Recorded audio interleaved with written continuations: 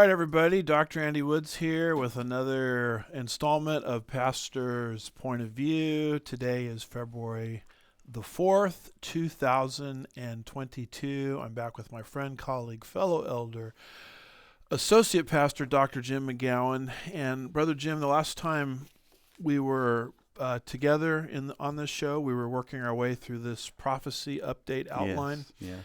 Having covered the issue of tyranny pretty carefully in our last show, and let's move on here to Roman numeral 3, New World Order religion. And I think what people need to understand is the New World Order, which the Bible says is going to come one day, it has to have three parts. Mm-hmm. This is what I would call the sine qua non of the New World Order, meaning if you take away a part, it doesn't exist anymore. Right. So there has to be a political angle. Mm-hmm. There has to be an economic angle. And the part of it that most people miss is there has to be a spiritual angle. Right. And I think the instrument that Satan is using right now to give the spiritual angle is the current pope. Mm-hmm. I've never seen a pope like this in my lifetime, Right. where he espouses the globalist progressive line so regularly, Mm-hmm. and he gives it kind of a spiritual veneer where it Right. looks kind of like Jesus would do this, you Yeah. know. And so just as more, and we've covered this issue many times, but here we have this article from the NC Register. It says Pfizer and the Vatican. Sources say Pope Francis met privately twice last year with Pfizer CEO Albert Bourla, and I guess I didn't know that the Pope was in the big pharma business. Yeah. But this is very interesting. What does that Mm-hmm. say? The Register has learned that Pope Francis privately held undisclosed meetings with the CEO of Pfizer last year as questions arise over the efficacy of the vaccines in preventing transmission, which are now being mandated for all Vatican staff and visitors. According to Vatican sources, the Holy Father twice met Pfizer CEO Albert Bourla at the Vatican, although the precise details are not known.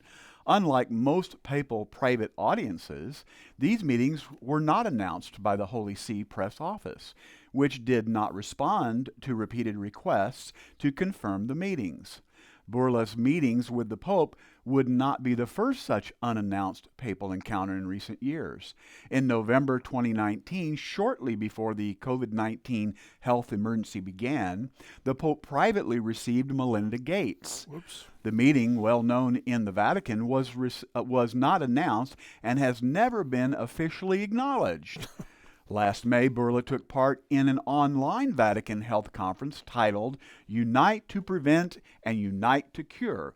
That included a significant focus on COVID-19 treatments and prevention, as well as providing a platform for promoting vaccines produced by large pharmaceutical companies.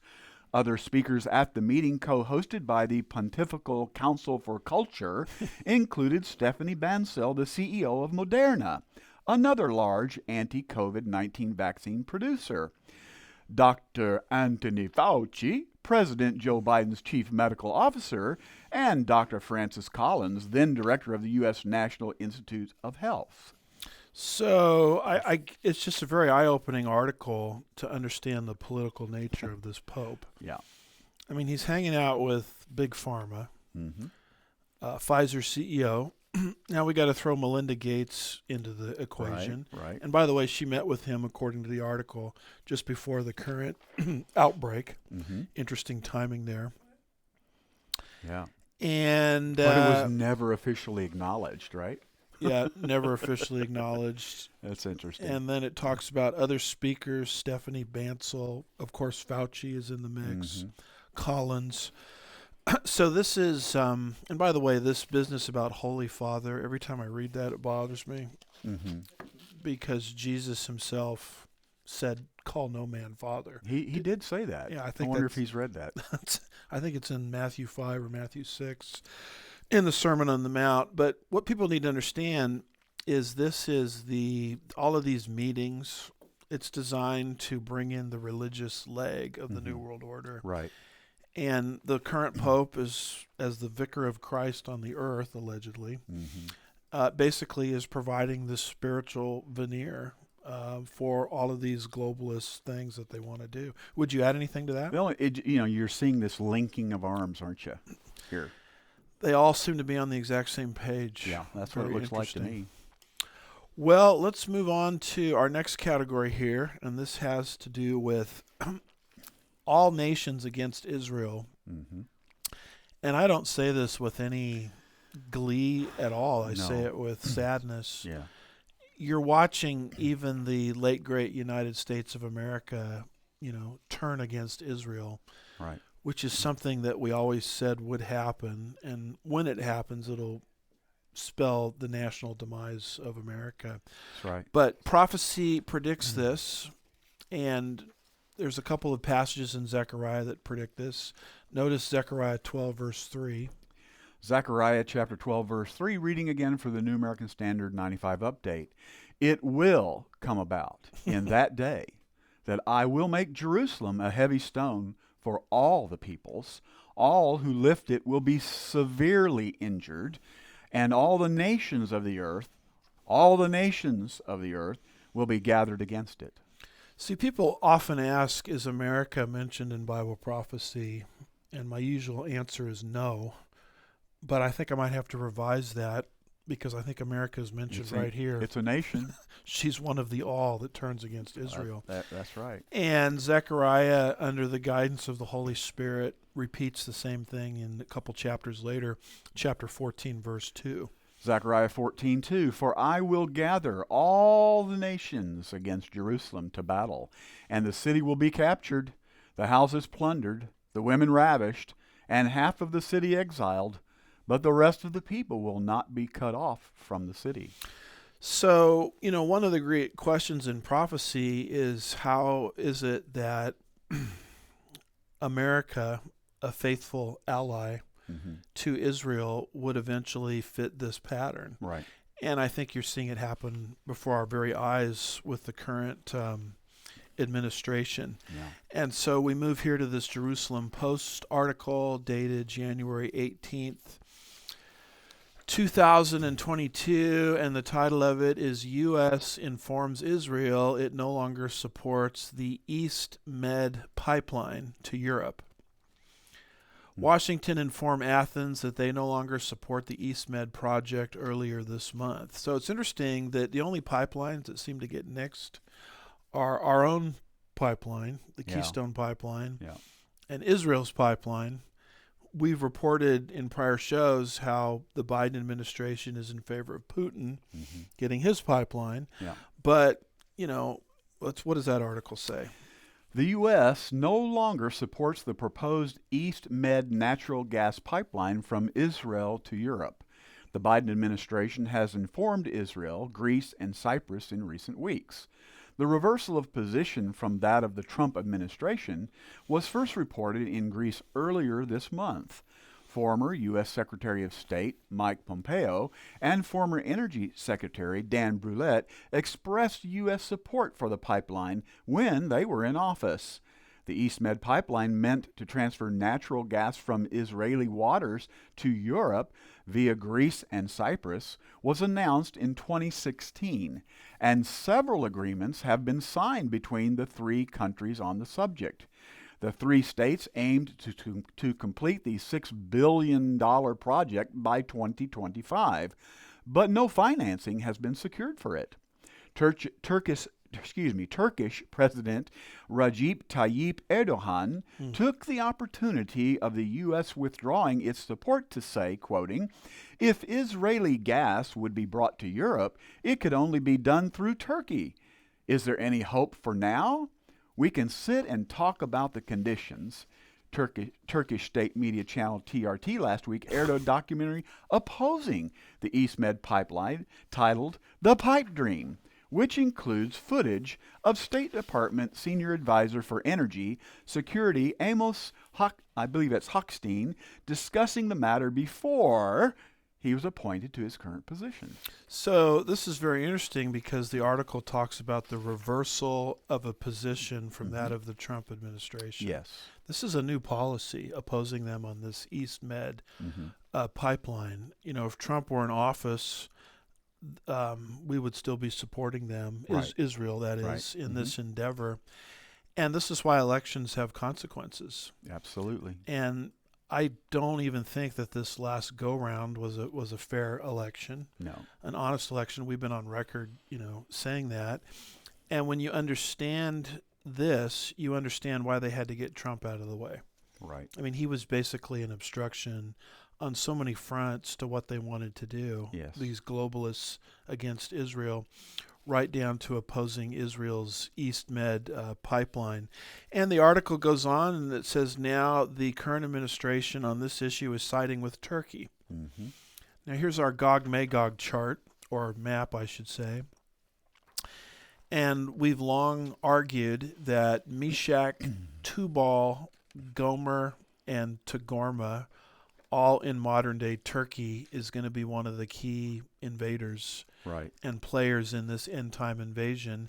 And so who is the United States siding with? Now we're siding with Turkey. There it is. And that fits the rubric of all nations. Mm-hmm.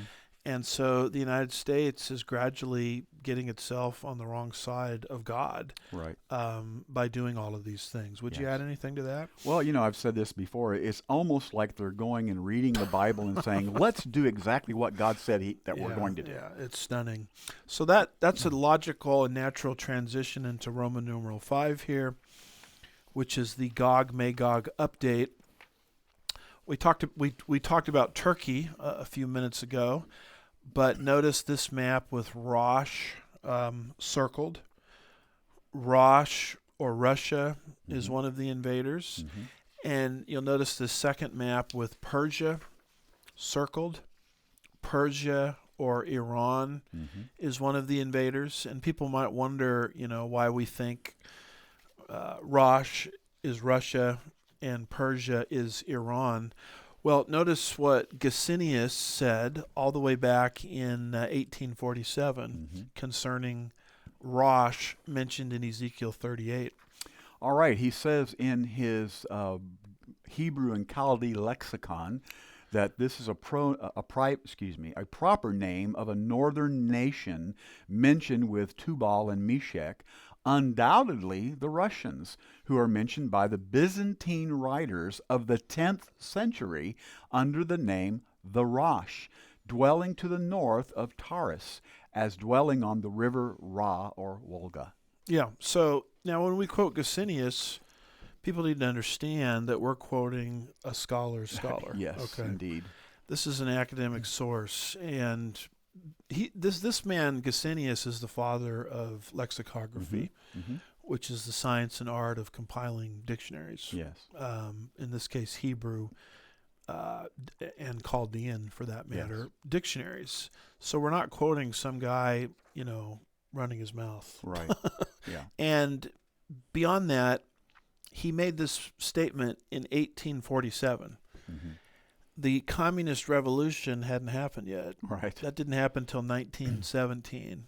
And beyond that, you don't have the rise of modern-day Russia as a nuclear superpower. Yeah. Russia was a Christian Orthodox country at the time he made this statement. Right. It's astounding. And he said, no, Rosh in Ezekiel 38 is Russia, and she will turn against Israel. And, of course, when he made that statement, there was no Israel in the land. That didn't happen until 1948. And so Ezekiel, 2,600 years in advance, essentially predicts a hostile and aggressive Russia. And Persia, as we mentioned before, is part of these invaders. And Persia is easy to identify because you read about Persia in the Bible. Right. Persia continued on as a modern-day country. And in 1935, the name of Persia was changed to Iran. And then in 1979, Iran was Islamicized through the toppling of the Shah and the rise of the Ayatollah. And, of course, Jimmy Carter was on the wrong side of all of that. That was the hostage crisis and all of Yes. that. And so now you see Iran arising against Israel. And Ezekiel saw these things 2,600 years ago. Mm-hmm. And what's very interesting is not only in our newspapers are these two powers aggressive and hostile to the West, Mm-hmm. but they're cooperating with Yes. each other. Right. They're like best buddies. Right. And you'll notice this article here from IsraelYahom.com by Reuters staff, January 16th, 2022.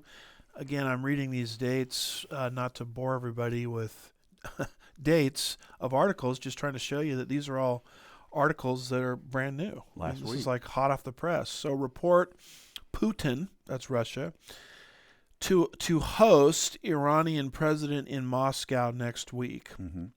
Russian TV does not specify what issues Putin plans to discuss with Iran's Rossi. Mm-hmm. So it's a short paragraph there. What does that say? Russian President Vladimir Putin will host Iranian President Ibrahim Raisi for talks in Moscow next week as Russia tries to help salvage a nuclear deal between world powers and Tehran, state television channel Rossiya 1 reported on Sunday. Russia is taking part in talks to revive the 2015 Iran nuclear deal, which lifted some sanctions against Tehran in exchange for restrictions on its nuclear program. Former U.S. President Donald Trump pulled Washington out of the deal in 2018. Iran later breached, surprisingly, many of the deal's nuclear restrictions and kept pushing beyond them. Russian Foreign Minister Sergei Lavrov said on Friday that progress has been made in the talks to revive the deal. After several similar incidents in recent months, authorities said that the Iranian military was holding unannounced air defense drills amid rising tensions with Israel and the United States. So you have Russia and Iran. There it is, right there. Cooperating against the United States and Israel. Yep. You have Trump pulling us out of that terrible Iran deal. Well, we've removed Trump, and so let's get back to business. Right. Let's get everybody back in the Iran deal. And are things falling apart? Well, that's one way of looking at it, but they're actually falling into place. Absolutely. This is exactly what the pages of Bible prophecy predict. That's it. Yeah. So we also, on the same subject of the Gog-Magog update, here's a very interesting article at the very end of last year, December 14th, 2021. It says Russia vetoes first of its kind U.S. resolution linking climate change with security. Russian envoy claims resolution could give the UN Security Council the power to intervene in any country. And this is just a short paragraph, but it's interesting on two fronts. A, it's the rise of the New World Order. And B, it's Russia not wanting to cooperate. Okay. And we'll explain why both of those things are prophetically significant. But what does that say there? Russia has vetoed a draft UN Security Council resolution that warned about the international security implications of the climate crisis. The country's envoy said the resolution was unacceptable for his government and that it would turn the climate crisis into a politicized question. So, did you know that, Brother Jim, that the UN was putting together something that allowed it to intervene in any country of the world where there was a climate crisis? I didn't know that, but it doesn't surprise me. Yeah, it doesn't surprise me. It doesn't surprise us because it's globalization. Globalization. And I guess with these kinds of things in the Security Council, independent nations have a right to unilaterally veto. And that's what Putin did. Now, that's interesting because when you study this Gog-Magog invasion, the way it reads to me is the Antichrist gets his temporary one world government, Mm-hmm. and then it's broken Right. by this invasion spearheaded by Russia. Right. So Russia, likes the New World Order to a point, but they want to break ranks, and that's what's going to happen in Ezekiel 38, and that's what's happening right here. The whole mindset, the whole psychology, everything that the prophet Ezekiel predicted and the book of Revelation predicts. You see how it's a very credible scenario based on world events. What would you add? Well, we keep trying to lie down with the bear here, but you know what? The bear doesn't play fair. That's good. And I remember the days of Gorbachev where, everybody ridiculed cold warriors.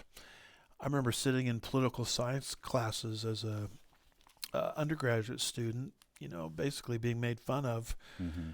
because I always tried to argue in those classes. You got to keep your eye on Russia. This is just, 2 steps backward, 3 steps forward with glasnost and perestroika. And I remember just being ridiculed, like, this is peace. What are you talking about? A lot of peace since then, right? And all of a sudden in 2008, Russia wakes up and rolls right over neighboring Georgia. Yeah. Then they become aggressive in Crimea. And now what's the big news story? There they are amassing troops as we speak on the border of the Ukraine.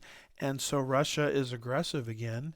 Surprise, surprise. Yeah, and it shouldn't surprise us because that's what Ezekiel said.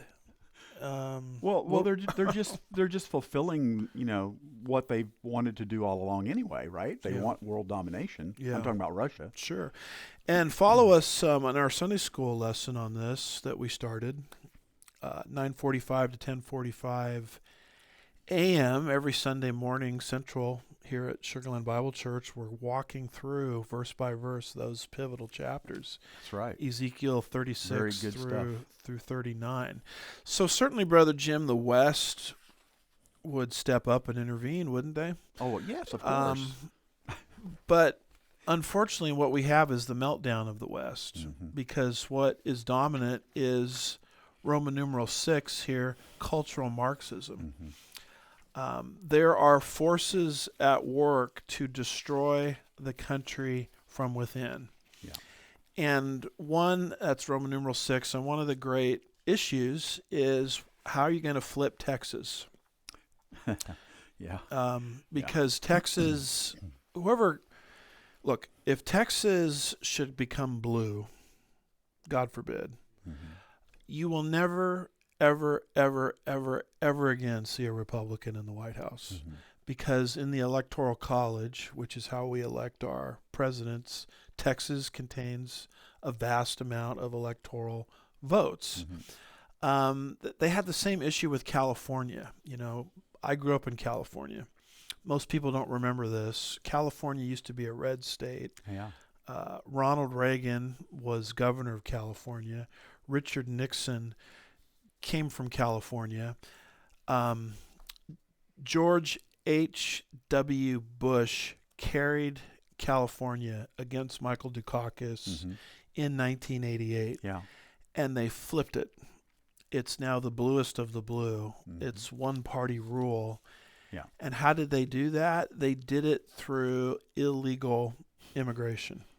Oh, no, that can't possibly happen. And so, I was always scratching my head saying, well, how are they going to do this in Texas?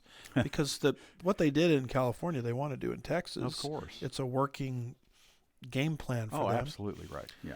And I've always been wondering how exactly are they going to do it? They're just going to keep the border open? Well, suddenly, now I have an answer. And I ran into this article on townhall.com by Chris Salcedo, written at the very beginning of the new year, January 17th, 2022. And the title of this article is 2022 is off to a bad start. Courtesy of the Criminal Court of Appeals in Texas. Now, we have a bizarre ruling. This ruling is so bizarre. I mean, I'm a lawyer, okay? I'm a trained attorney, and I'm still trying to understand exactly how they did this. But they have come up with a ruling that prevents the Attorney General, who I think is Ken Paxton. Does that I sound think right? that's right. He's our Attorney General. It prevents. But let's back up. What does the Attorney General do?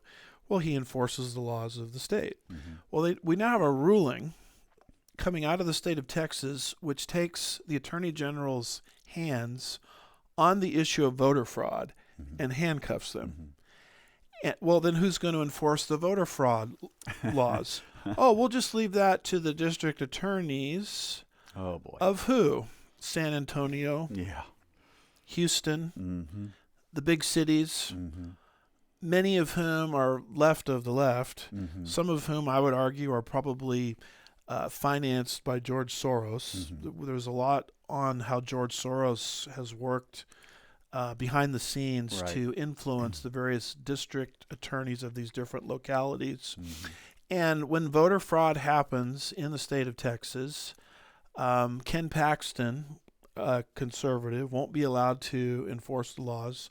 And it's going to be left to the liberal district attorneys. And we know how well that went from the last election cycle, where the law was ignored. Right. And I read this article, and I thought to myself, oh my goodness, there it is. Here This we is go. how they're going to flip Mm-hmm. Texas Yeah. and cement Texas as a blue state. This could happen as early as the next election cycle. Mm.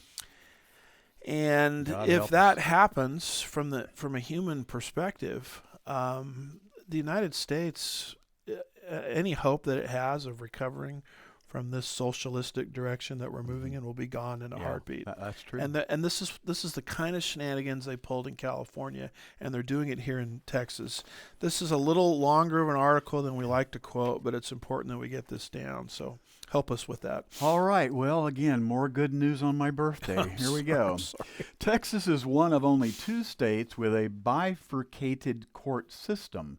After going through intermediate appellate review, criminal matters are routed to the Court of Criminal Appeals, while civil matters are routed to the Texas Supreme Court. It's unique. This division of labor is supposed to get Texans better legal results. Civil lawyers take the bench on the Supreme Court and handle civil matters, while criminal lawyers take the bench on the CCA and handle criminal matters. A few weeks ago, the CCA, Court of Criminal Appeals, right? So the CCA handed down an 8-1 decision in State versus Stevens, declaring unconstitutional a statute giving the Texas Attorney General authority to, quote, prosecute a criminal offense prescribed by the election laws of the state, close quote. The statute, Section 273-.021 of the Texas Election Code, which has been around for several decades, has allowed Texas attorney generals to doggedly pursue election integrity. It's why Texas elections have been more secure than any other state in the union. Yeah, let me stop you there. You remember when the last election cycle happened, how they kept counting in all these blue states? Mm-hmm. Did you notice that Texas had its votes in just like that? Yeah. It's because of this law. That's right. And it's because Paxton, the AG, was given authority, according to the law of the land, Texas Election Code. to enforce voting fraud laws. Right. Well, now they've come up with a ruling here in the Court of Criminal Appeals that somehow, and it relates to the bifurcated system of Texas, but somehow they have this ruling that Attorney General enforcing the election laws is out of your jurisdiction now. Well, it's worse than that, Pastor. It's an unconstitutional statute. Yeah, and the whole statute is unconstitutional. Whoa. And there's 4 problems with this. Yeah. So, as Mr. Salcedo in the town hall article articulates, take us through at least the first one. Okay, here's the first one. The CCA's decision is illogical. The court says that because county and district attorneys are created under an article called Judicial Department, their role in prosecuting crimes is a judicial rather than an executive function. At the same time, because the Attorney General is created under the Executive Department article, he cannot prosecute crimes because that would be judicial and thus an impermissible encroachment on a judicial function by an executive. The court has laughingly proclaimed that a Texas Attorney General cannot prosecute crime. So only a lawyer could come up with something like this. The Attorney General can't prosecute crime, even though the statute allows him to prosecute election fraud because it's out of his jurisdiction. That's point number one. Wow. Secondly, okay, go ahead and add. I'm sorry. No. Secondly, the CCA's decision sweeps away over a century of precedent. If taken to its final conclusions, the court's sophomoric separations of powers analysis would strip the Texas Attorney General of power to litigate an apparently judicial function, any civil case in state court, and even throws into question the authority of the Attorney General to litigate in federal court as well, since that duty is not expressly assigned to any agency in the Constitution. This can't be right, and, of course, it isn't.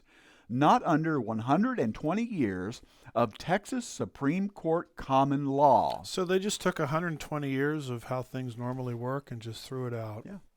Yeah. This is what these courts do all the time. By the way, this is what the Roe versus Wade court did. Mm-hmm. Yeah.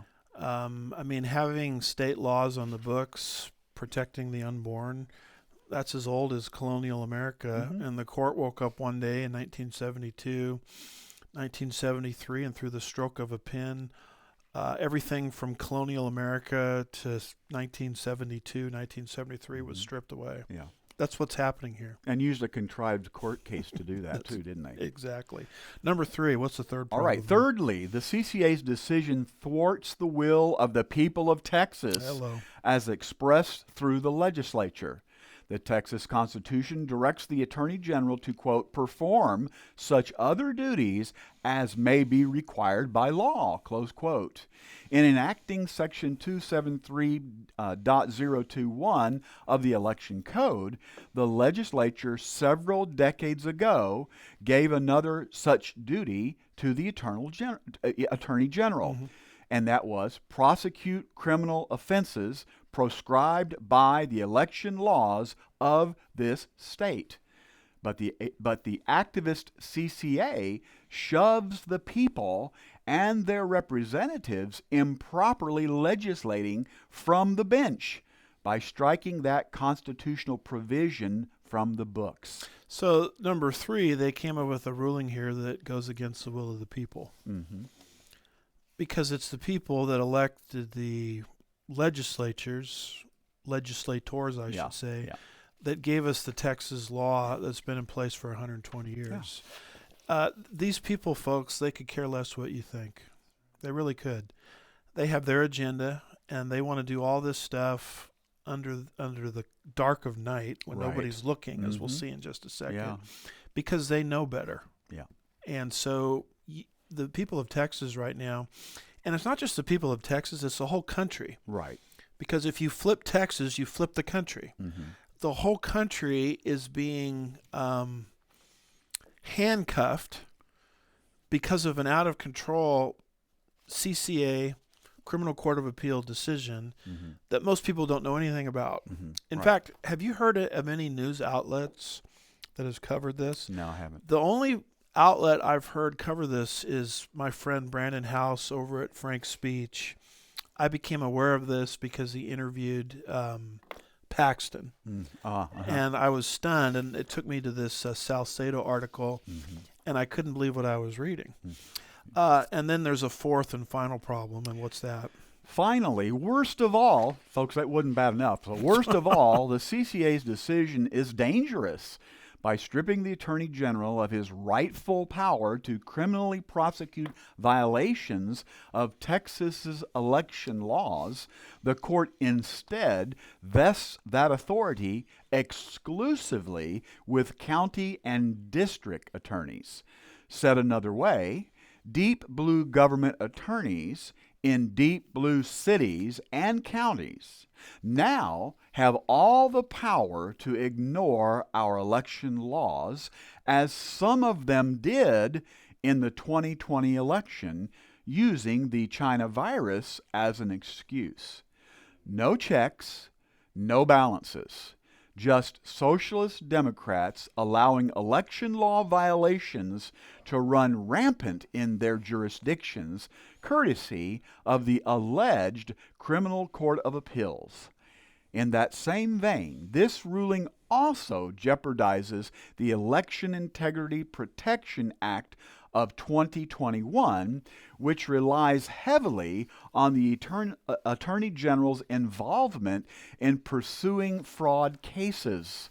Incidentally, these brave and fearless left-wing extremists on the CCA made their craven decision 2 days after the election filing period ended, ensuring that primary races wouldn't be affected by their political decision. Let's just stop right there.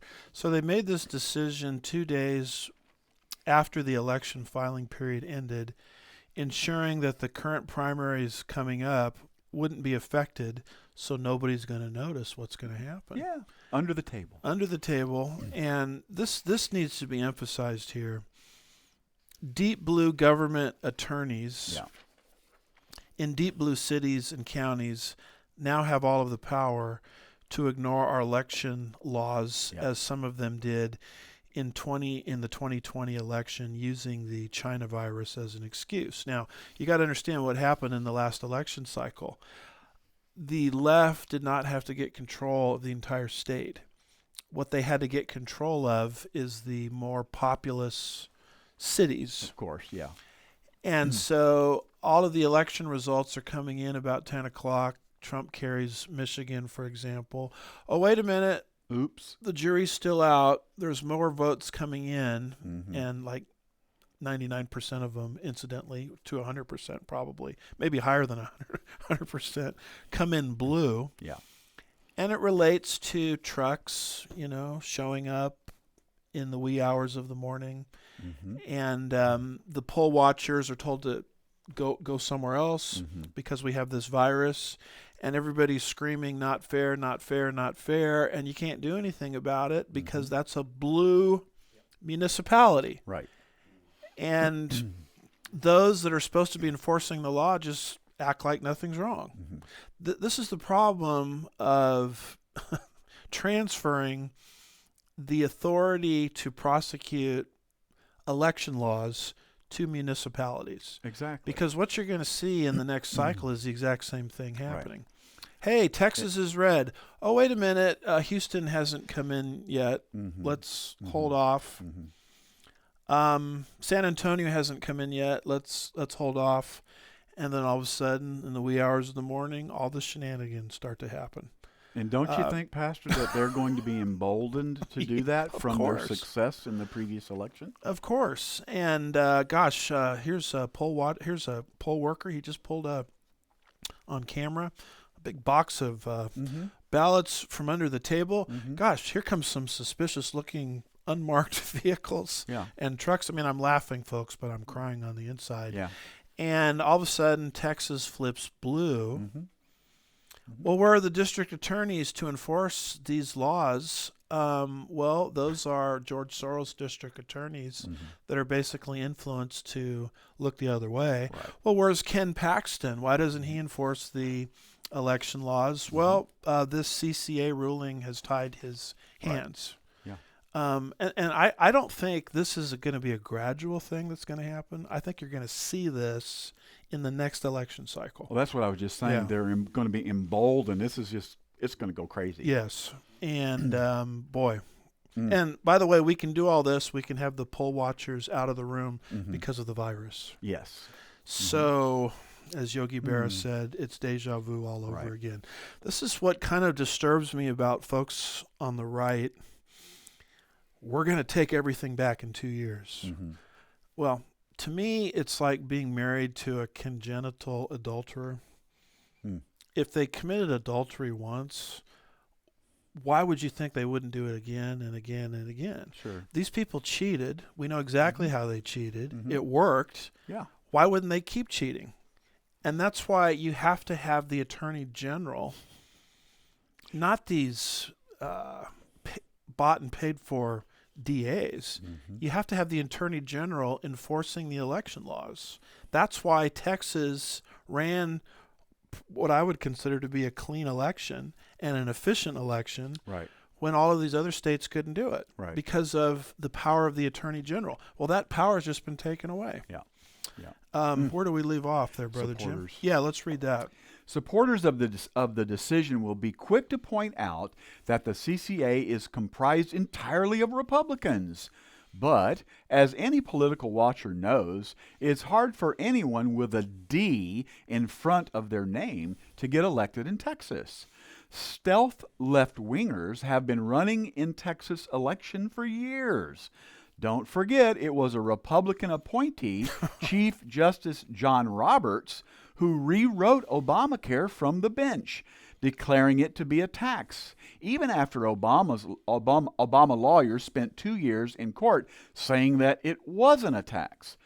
Republican is no longer synonymous with conservative or originalist. Now, let's stop right there. I remember when John Roberts was appointed. Mm-hmm. We're going to get a strict constructionist on the bench. Yeah, we were excited. He's the guy that gave us Obamacare, John Roberts. Yeah. He's the guy that would not allow the Supreme Court to intervene with all of the voting fraud Right. in the last presidential election. It was a Republican that did this to us. Right. So when people say this CCA decision was made by Republicans, that means nothing. Right. You should let that go in one ear and out the other, because you can't get elected dog catcher in Texas as a Democrat. So the name of the game is to infiltrate with progressive ideas the Republican Party. Yeah. Please continue. We in the conservative movement have learned that lesson the hard way. If the CCA's decision isn't overturned, the 2022 elections will be primed for fraud, mischief, and irregularities. The only hopes Democrats have at staving off a forecasted red wave, there you go. Thankfully, the Attorney General recently filed a motion for rehearing. Texans everywhere should contact their legislature and demand a constitutional amendment re-empowering the Attorney General with prosecutorial authority over election law violations. And Governor Abbott should call a special session, making this one of his priorities. Democrats stand to lose by wide margins in 2022, but the CCA just gave them their only chance at turning Texas blue through fraud and illegal voting. Texans should demand a fix now. See, people always say, what can we do? This seems so hopeless. What can we do? Well, the Salcedo article tells you what to do. Mm-hmm. You contact via email or however you do it, you're a representative in the Texas legislature, and you demand a constitutional amendment re-empowering the Attorney General. Amen. And then you contact Governor Abbott and you do the exact same thing. Mm-hmm. Mm-hmm. Yeah. And then, beyond that, you demand that the CCA, and find out who these people are, you demand that they rehear this horrific decision, and they accept Paxton's motion for a rehearing. Amen. And you make as much noise on this as you possibly can. And you don't just do it if you're a Texan. Because I'm telling you, folks, what's happening here is going to affect the whole country, because you flip Texas, the United States is gone as what we once knew. It'll just be a progressive blue socialist communist state country just like the rest of the world. Mm-hmm. And so everybody all over this country, all 50 states, needs to get this article, read this article, and get involved in this fight and Yeah. make as much noise about it as you possibly can. Amen. Amen. You know, usually, Brother Jim, I don't go to that level of urgency, but I just sense in my spirit that this is that big of a deal. Right. And most people don't even know it's happening. Well, that's the problem. And Yeah. I'm an attorney, and I didn't even know it was happening. Mm-hmm. If it wasn't for Frank's speech, I wouldn't even know this existed. So what would you add? And this is how they're going to destroy the West, Yeah. so that there's no one to help Israel in the Gog-Magog invasion. This is Well, why the West isn't mentioned in Bible prophecy. You know, Pastor, the truth of the matter is that those of us that have a heart for conservatism, we need to stop being lemmings. Yeah. And just following wherever they lead us, right? That's exactly we right. need to investigate. We need to find out what's truly going on, and then we need to take some action, just like you articulate. Yeah. And let's just do a couple more here on this cultural Marxism. We got a couple minutes left. We now have this article from The Sun, and it's talking about Microsoft going woke. Surprise! And it's the tech giant Microsoft is trying to make the world more woke by rolling out an inclusiveness checker in Word by Chris Pollard. Yeah. January the 12th, 2022. Why don't you read that? What a fun article. Tech giant Microsoft is trying to make the world more woke by rolling out inclusiveness checker in its Word software. Along with the usual spell check, its word processing program now highlights phrases that may offend someone based on gender, age, sexual orientation, ethnicity, or even socioeconomic status. It suggests more inclusive alternatives with some hilarious and baffling results. Users who write Mrs. Thatcher are told it may imply gender bias and are prompted to change it to the supposedly less offensive Ms. Thatcher. And the phrase astronaut Neil Armstrong, uttered when he became the first person on the moon, is not deemed acceptable.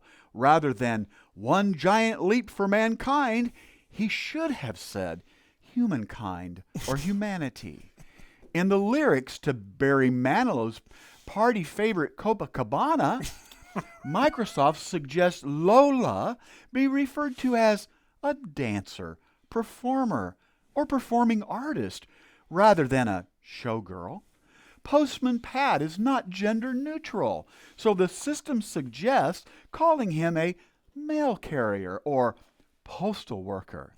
It also proposes changing maid, used for centuries to describe female housekeepers, to house cleaner. Others to change include headmaster. Word suggests principal. Mistress, lover. Master, expert.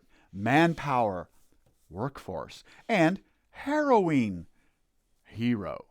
Microsoft included the feature in its latest version of Office 365, a subscription service used by 250 million people worldwide, including students, office staff, academics, and writers. When switching on, spelling mistakes are underlined in red, grammar errors in blue, and inclusiveness issues in purple. The checker can be turned on and off in a menu called Grammar and Refinements, which lists everything it checks: age bias, cultural bias, ethnic slurs, gender bias, gender-neutral pronouns, gender-specific language, racial bias, sexual orientation bias, and socioeconomic bias. Last year, Microsoft's billionaire founder, Bill Gates, donated $1 million to an organization called Equitable Math, which aimed to dismantle racism in mathematics. It was mocked for a statement on the group's website, which read, quote, White supremacy culture shows up in math classrooms when the focus is on getting the right answer. Upholding the idea that there are always right and wrong answers perpetuates objectivity as well as fear of open conflict. Microsoft was also ridiculed in November over a video presentation showing senior execs introducing themselves by citing their race and gender pronouns. Marketing manager Nick Fillingham was filmed saying, "I'm a Caucasian man with glasses and a beard. I go by he, him." I guess it's no big shock that Bill Gates, is behind this whole thing. This is going to affect 250 people worldwide. And Brother Jim, when I'm driving over a bridge, I don't really care if the engineers that constructed the bridge are involved in cultural bias or not. I just want to know if they know how to do math and if the bridge is going to hold up. And what people need to understand... Well, you're a white supremacist. Exactly. And what people need to understand is cultural Marxism. You have to understand this, people. It is about thought control. Thought control precedes political control. That's exactly right. And so now, just like, according to this new program, just like you have spell check, which highlights all your misspelled words, right. Now a different color, I guess it's purple. It's purple. Comes on and it highlights all of your politically incorrect thoughts that need to be corrected. Yeah. And if this is not cultural Marxism, I don't know what is. Yeah. One other quick thing, Brother Jim, and with this we're finished. And Thank this you, is Jesus. not a news item. It relates to an email I received from a colleague in ministry. And he emailed me and he wrote this: "I received this from a missionary who has served in Islamic states," and he mentioned several, "and is returning this next month." Since the and 90s, he's done this, he's had this ministry, this missionary, since the 90s. The person that emailed me says, "I thought his insight was very important. He is seeing things in America most people cannot because they have been slowly immersed into the abyss." And this email came in from this missionary, and it's entitled "The Sovietization of the USA." And what this missionary is describing is the same gradual process of cultural Marxism that took root elsewhere, paving the way for totalitarian regimes worldwide, is happening right here in the United States. Right. And yet it's happening so slowly that most Americans don't see it. Boiling the frog. Yes. And so it takes someone with an international perspective to see exactly what's happening. And so we have 15 points in the Sovietization of America. Yeah. You ready? Here we go. Okay. And this missionary writes, "I have spent the bulk of the last 20 years of my life overseas. I have now been at home for about 2.5 years due to the coronavirus." And he says, "America is not the same country I left 20 years ago. I have heard some people describe what is occurring to the USA as the Sovietization of the USA, and I think that would be the best description of what I see happening. I would like to give you some points that I have observed. Number one, the rise of a privileged ruling class, an oligarchy or nomenklatura, and what that means is a list of influential posts in government and industry to be filled by Communist Party appointees." That's what that word means. And he says these are people who are part of the administrative, bureaucratic state and are above the law because they run the party apparatus. Now, we would call that deep state. Exactly. Number two, an increased willingness to persecute political dissidents, go after the leader of the opposition party, and to conduct show trials in which the accused are punished before a trial is held. Gosh, that doesn't happen here. I.e. the January 6th protesters from last year. Number three, the rise of censorship and the rise of a society of taboos. Let's stop there. The cancel culture.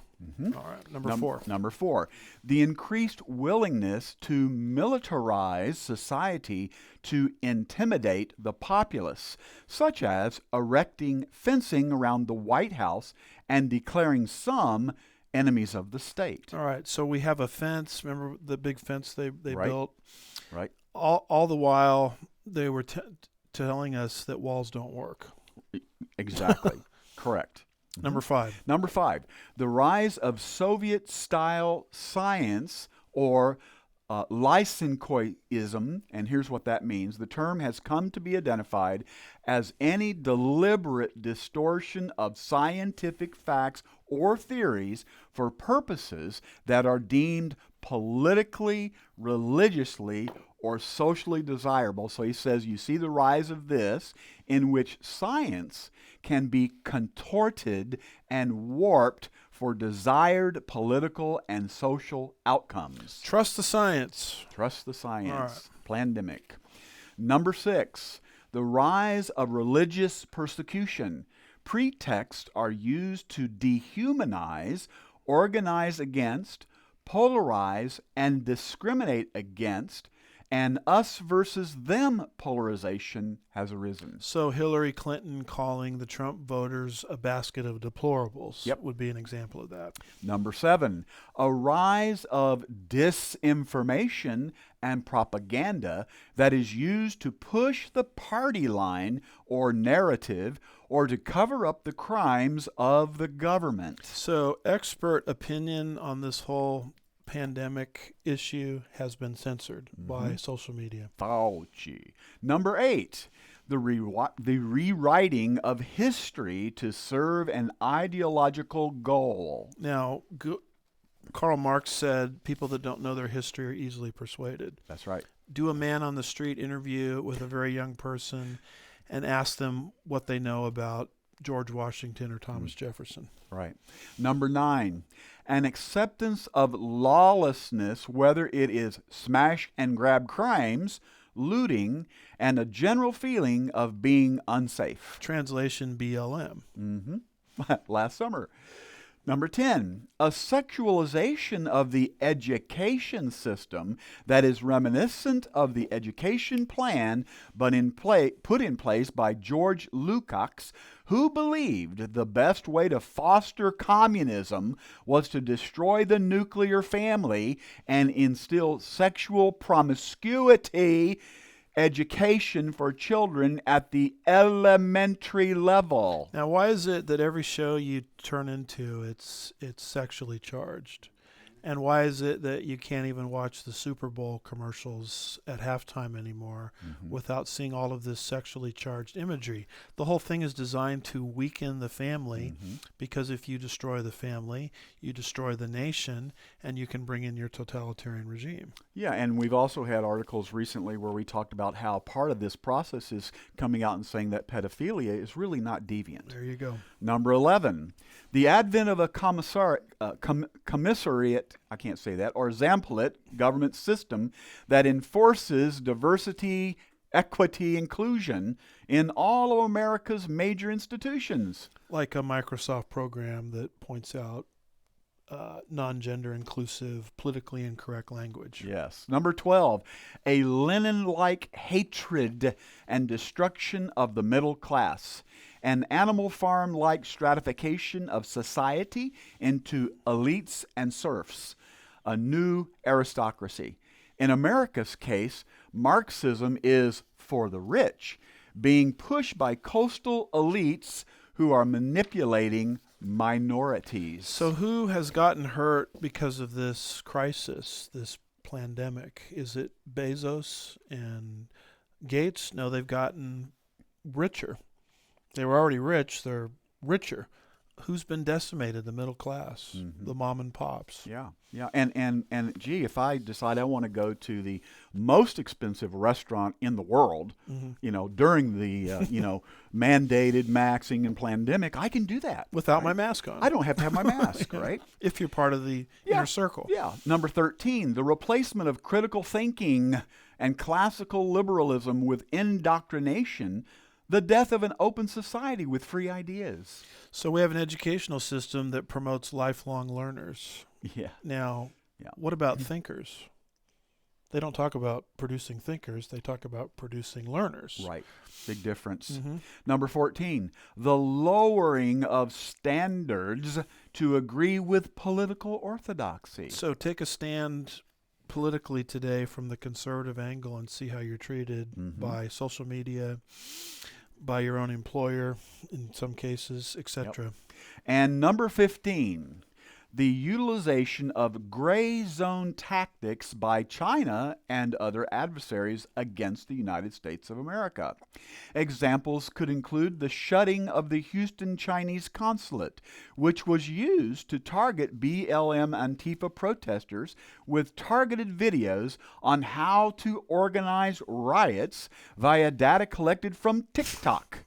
I also have a personal hunch that the coronavirus was now this is this missionary saying this, a deliberate release from the Wuhan lab because it had plausible deniability in order to deflect attention away from the Hong Kong protests and consolidate their grip over Hong Kong 10 years prematurely.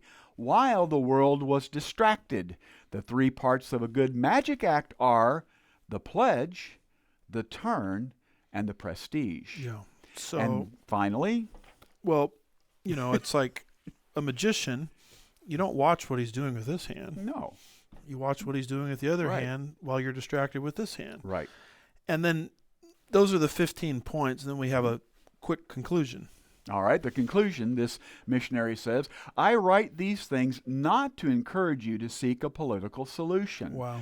I believe America's only hope lies in prayers, evangelization, discipleship, and a more vibrant church that models Christ to society that has descended into moral chaos. Wow. The Sovietization of America, learn it and know it. That is profound. I couldn't help but including this. It was so profound. Yeah. And if you want a copy of these 15 points, we put our show notes out. Go to andywoodsministries.org. Towards the top of the homepage, you'll get these, sign up for our newsletter. You'll get these show notes into your inbox with these 15 points immediately after we upload our videos, typically on a Friday. Amen. Let's end, Brother Jim, with a word of hope. Titus 2:13. What does that say? All right, Titus 2:13, looking for the Antichrist. Oh, no, that's not right. We're not looking for the Antichrist. We're looking for the blessed hope and the appearing of the glory of our great God and Savior, Christ Jesus. So things are not falling apart. They're falling into place. Right into place. So I hope you've enjoyed this prophecy update covering international tyranny, domestic tyranny, the New World Order religion, the USA against Israel, a Gog-Magog update, and why the West is being handicapped and crippled through cultural Marxism. Yes. Our Babylon book has been out for a while. You can find that on Amazon. We're continuing our study Wednesday evenings, 7 p.m. Central, on verse by verse through the book of Zechariah. Encourage you to join us there. Our Sunday school lesson we're doing now with the beginning of the new year from 9:45 to 10:45 a.m. Central. You can live stream all of these through the Sugarland Bible Church Facebook page or website. All of the lessons are archived there. We've just given our website a facelift, hopefully allowing people more easy access to our teachings that we do here. It's no longer a 3 or 4 step process to get to the sermon that you want. It's now a 1 or 2 step process. Right. So we hope that that's a blessing to you. But tune in for our Sunday school lesson covering the Middle East meltdown. Yes, sir. Working our way through Ezekiel 36 through 39. I'm going to be speaking alongside Brandon Holthouse Saturday, February 19th from 10 a.m. to 1 p.m. with the Southern Indiana Patriots. I'm going to be covering world government, what it means for America. Brandon Holthouse is going to be covering what is the Great Reset, deciphering the global agenda, and there should be an icon there on the screen where you can find more information on that through the Southern Indiana Patriots. February 19th, Saturday morning and afternoon, if you're interested in that. Our conference continues to attract a lot of attention. We have an Israel conference coming up May the 14th and 15th on Israel's birthday. Speakers include myself, Olivier Milnick, and Jeff Kinley. Just go to the Sugarland Bible Church website, go to the bottom, and you'll find all the information you need. It's all right there. And if you're physically coming, we need to see your name on the registration page. Whether you're coming from out of town or if you're one of our regulars. Right. We only have so much space. Exactly. You do not need to sign up to get the live stream. Yeah, you don't have to register for if everybody. you're live streaming. But if you're coming into the building, we need to see your name on that registration page. And at some point, we're going to have to cap it. Right. And we're sad to do that, but we have spatial limitations here. Anything else about the conference that you can think of? All right. Good enough. Fortunately, we're able to take Pastor's point of view, and we've been able to do it in podcast format. So go to where you get your podcasts, type Andy Woods or Pastor's point of view, something like that, into the search engine, and you can find what we're doing here in podcast form. And, of course, if you shop on Amazon, everybody complains about Amazon, but let's see if we can use Amazon to our favor. If you purchase something on Amazon, you can go to Amazon Smile and make Andy Woods Ministries or Chafer Theological Seminary a beneficiary. So we get a donation every time you purchase something on Amazon. So you might want to investigate that. Anything I'm forgetting, Brother Jim? I don't believe so, Pastor. All right. Any final words you have for folks before we sign off? Well, I hope that the folks have been encouraged by what we've shared today, not getting depressed and out of sorts. Again, things aren't falling apart. They're falling into place. God's still in control. He's on his throne. Amen. And everything he said is happening. That's right. Which means all of his promises concerning the end Yes. are going to be true too. That's right. Because Satan is going to get his kingdom just for 3.5 years. Jesus gets his for 1,000 years. Yeah, and even before that, though, we have the rapture coming. And the rapture's coming. Yeah. And, of course, if people don't know Christ personally, we would invite you, even as we're talking here, to place your personal faith in Christ alone for salvation. Amen. At this time, we're going to sign off, and we'll see you next time. Thanks for watching. God bless you. God bless.